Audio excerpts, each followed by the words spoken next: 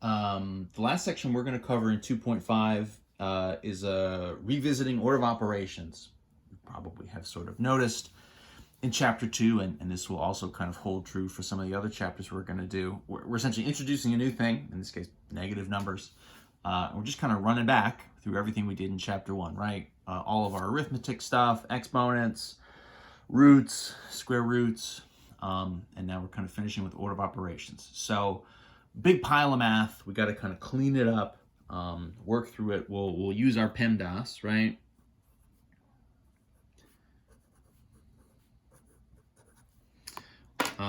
And so just to kind of quickly review that. So first things first, P is parentheses or any other kind of grouping stuff. E, of course, exponents. But also square roots. Square roots and exponents really kind of live on the same level. So parentheses first, right? And then any kind of exponents. Multiplication and division are linked. So multiplication and division. So just in order from left to right. And then we finish with addition and subtraction. Again, just in order from left to right. So parentheses first, then any kind of exponents or square roots. Then we'll do sort of multiplication, division, left to right, just kind of in order. And then finish with addition, subtraction, left to right in any order. So, in theory, all this stuff is still true. Our kind of strategies are still there. The only thing that's new is now we have kind of negatives in at every level. So the sort of mess can get messier. So we're going to start, 2 minus 3 times negative 6 or something, right? So relatively short, the operations here really are a subtraction and a multiplication. So what we want to do first is this multiplication. And you can go through this a couple different ways. I mean, I guess I'll try to sort of think of this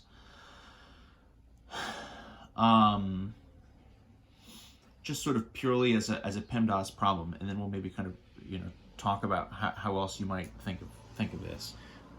So in theory, right, this is sort of 2 minus 3 times negative 6. So that's a positive 3 times a negative 6. So that is going to get us, right, a negative value, which would be negative 18. From there, obviously now you're subtracting a negative 18. So what that really means is, let's try to get this piece of paper to sit a little more flat. So if you're subtracting a negative, so that's our sort of double negative, right? So that really means you're adding 18.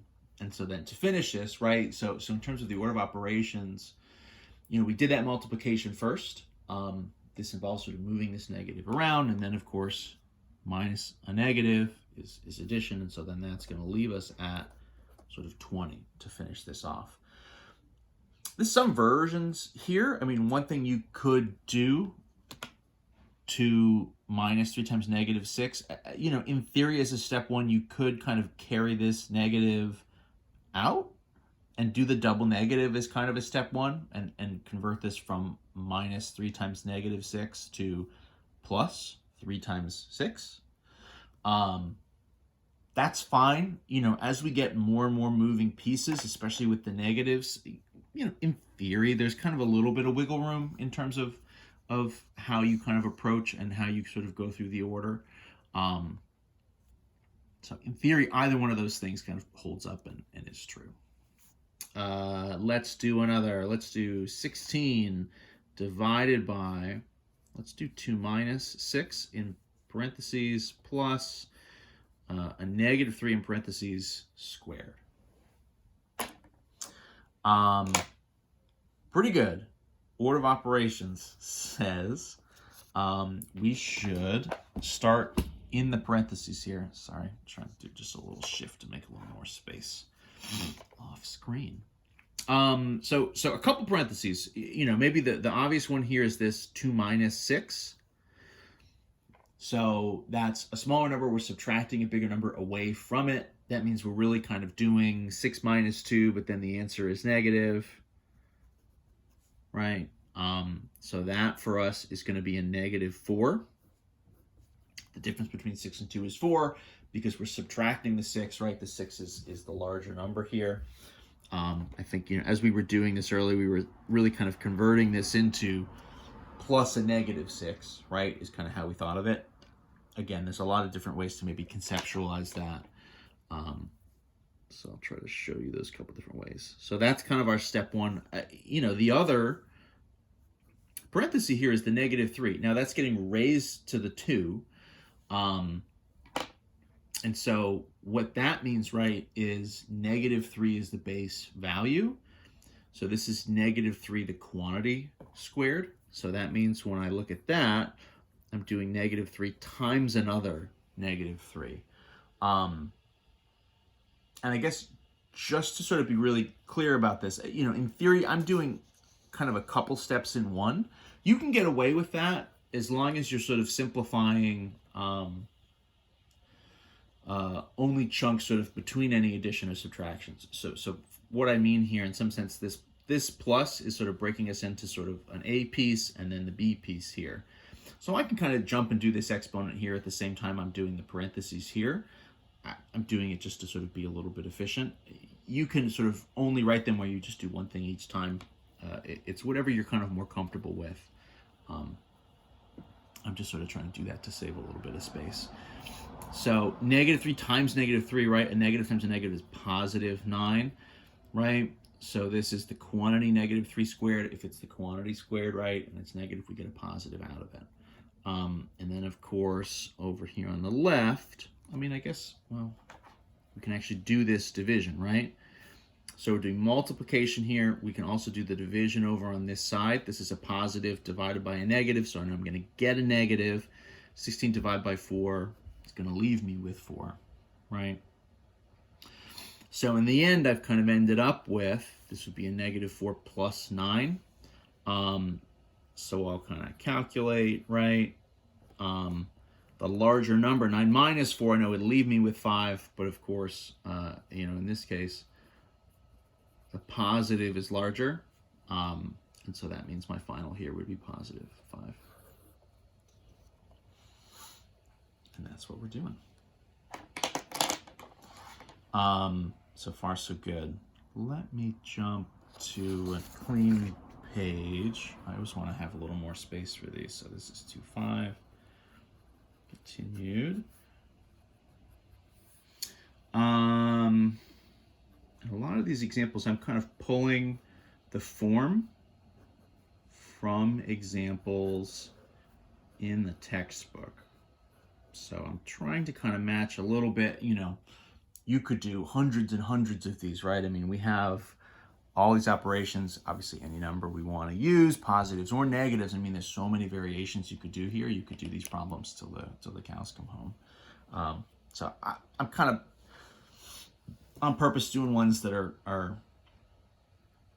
kind of matching with what's in the book a little bit, just to sort of pick from anything. All right, where are we going to start here? So negative 10 minus 2, negative 10, right? Subtraction. This subtraction is going to come late. One thing I notice is people tend to want to do this subtraction too soon. But this is multiplication, right? And then in parentheses, we have sort of everything that's going on here. So that's sort of 3 plus, right, the root, 19 plus negative 3. So everything that's in this parentheses, we got to clean up all this first and times it by 2. And this subtraction is going to come like at the very, very end. So even though that's outside of your parentheses, and this is just a thing I've noticed, people tend to do, they kind of want to do negative 10 minus 2 first and sort of think of it, that would be if we had a parentheses here as well. We don't. So we got to clean up everything here, do this multiplication, and that subtraction really comes at the end.